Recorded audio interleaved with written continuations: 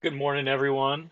My name is Adam Conklin, and this will be presentation 2 of the series. Hopefully, you got a chance to watch last week's video on natural resources. This week, we're going to tackle elements of environmental management within the plan, the adaptive management plan that we will be working toward. Okay, so looking forward to this week. We're just going to start off by recapping what we touched upon last week. Some of you guys might have not gotten the chance to watch that video, and that's okay. Hopefully, we'll be able to give you kind of a brief overview of last week's topic and the location. And then we're going to get into some of the more intricate elements, such as the stakeholder groups, the vision statement for the adaptive management plan, the overarching goals, objectives, and so on. Just to recap, the controversial topic that I selected for my adaptive management plan is the reintroduction of gray wolves to Colorado and the Southern Rockies, but we're going to focus mainly on Colorado. Um, so the initiative was launched through ballot initiative 114, approved in the 2020 November election. Um, the plan was finalized in 2023 by the Colorado Parks and Wildlife, and the goal was to reintroduce gray wolves to Colorado, maintaining a self-sustaining wolf population while also helping to restore the Colorado ecosystem. Okay, so just to recap again, so the reintroduction of gray wolves to Colorado is to promote a kind of cascading of events that will help to restore Colorado's ecosystem. And this is very similar to the project that occurred in Yellowstone with the reintroduction of gray wolves that helped to repair riparian ecosystems. And this is really done through controlling prey populations like deer and elk and moose and kind of all larger herbivorous animals. And this kind of has a trickle down effect to the vegetation recovery and allows for trees to grow, and then supports biodiversity by increasing numbers of songbirds and insects and obviously beavers. And this is just kind of a flow chart to just kind of represent the hopeful results in reintroducing gray wolves to the Colorado ecosystem. That said, I said hopeful.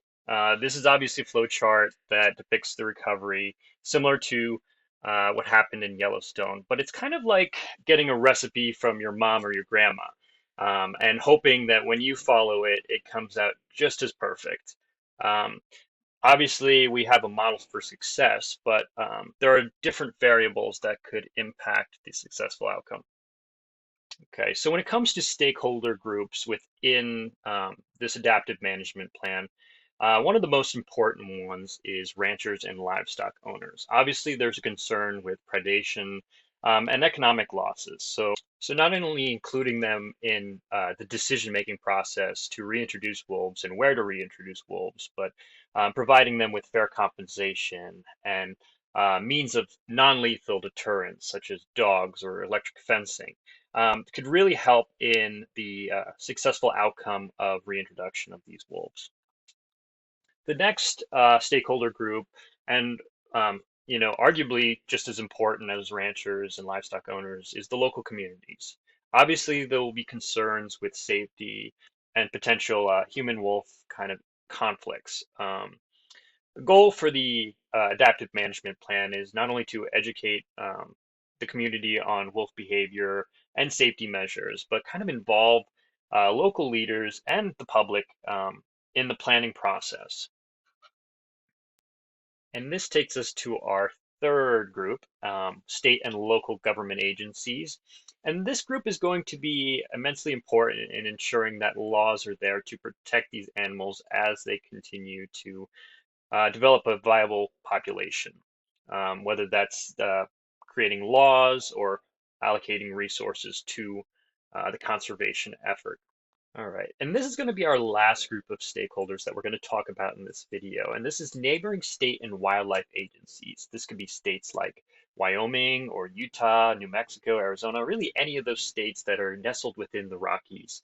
And the concerns are going to revolve around either wolves crossing state lines, to just kind of travel from their respected drop points, And there could be conflicts with interstate wildlife or border areas.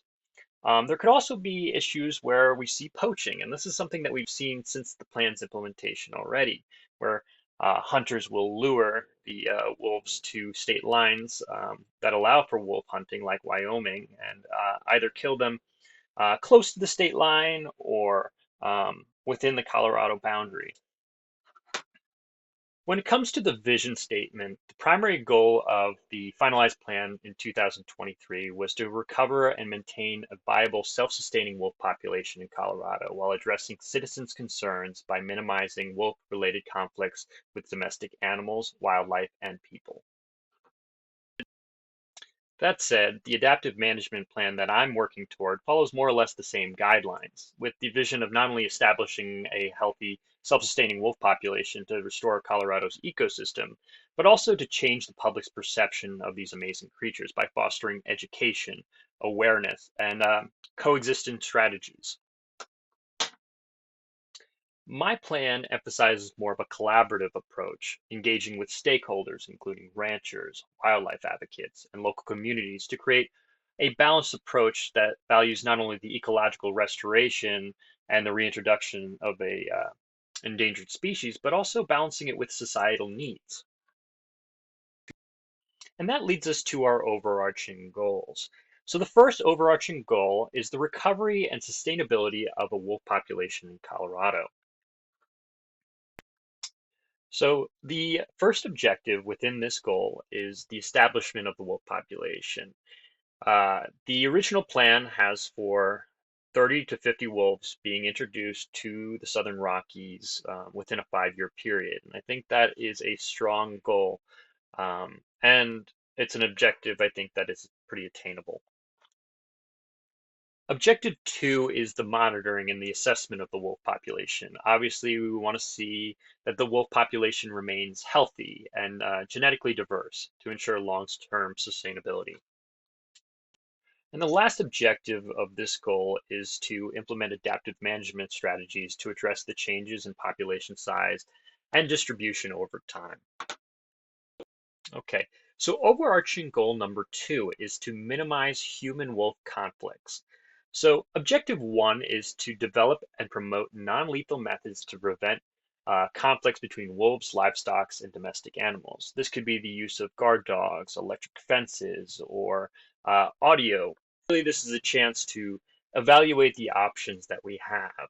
So objective 2 is to establish a comprehensive conflict resolution framework, whether this is a rapid response team or fair compensation programs that allow for farmers to tolerate some of the wolves' activities to ensure that they're not going to be killed for killing livestock. Objective number 3 in this goal is to increase the public's awareness and understanding of wolf behavior. This could help to not only reduce fear, but also to stop misconceptions that are fostering fear and intolerance for the species.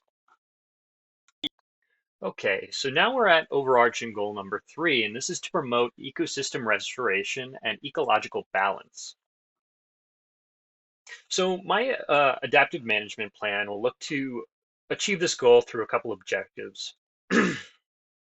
So the first is the obvious reintroduction of wolves, and this should help create a ecological balance by reintroducing a keystone species that should help with the trophic cascade.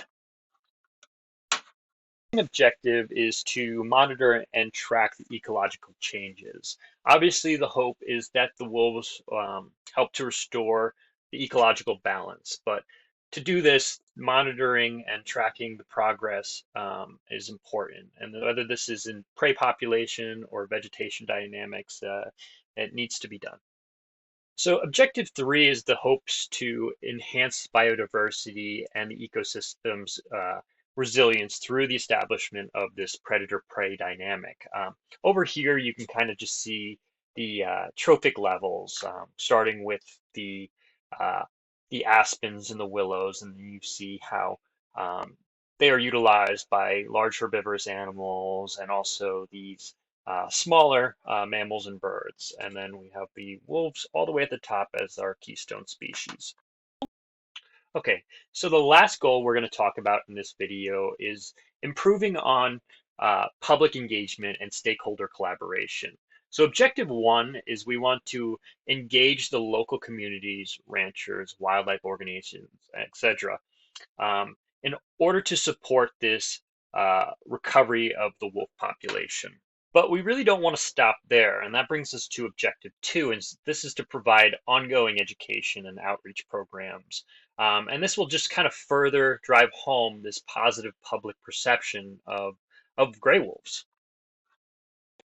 Objective three is more or less the same thing. We want to continue to facilitate regular meetings with stakeholders and the local community, getting feedback in order to continue to develop the program as needed. All right, and I think that is it for this week. Next week, we'll dive into more of the actions and strategies in which we look to take our uh, adaptive management plan. If you didn't get a chance to watch last week's video, I encourage you to, but if not, I hope you have a wonderful day and the rest of your week. Here are some references if you want to check those out, and hopefully you tune in next week.